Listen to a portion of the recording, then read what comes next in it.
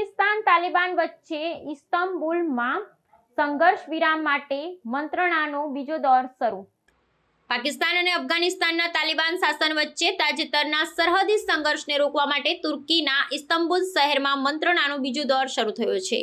આ વાટાઘાટો દોહામાં થયેલા સંઘર્ષ વિરામ કરારને મજબૂત કરવા અને લાંબા ગાળાના ઉકેલ માટે યોજાઈ રહી છે, જેમાં કતાર અને તુર્કી મધ્યસ્થી કરી રહ્યા છે। જોકે પાકિસ્તાની રક્ષા મંત્રી ખ્વાજા આસિફે ચેતવણી આપી છે કે જો મંત્રણા નિષ્ફળ જશે તો ખુલ્લો યુદ્ધ થઈ શકે છે।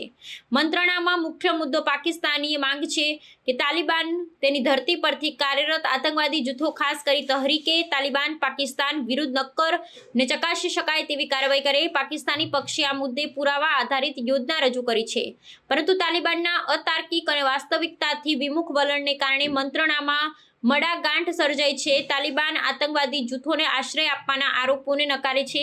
આ મંત્રણા એવા સમય થઈ રહી છે જ્યારે બંને દેશો વચ્ચે સરહદી અથડામણોમાં ડઝનેક લોકોના મોત થયા છે। સંઘર્ષને કારણે મુખ્ય સરહદી માર્ગો બંધ થતા વ્યાપારીઓને કરોડોનું નુકસાન થયું છે।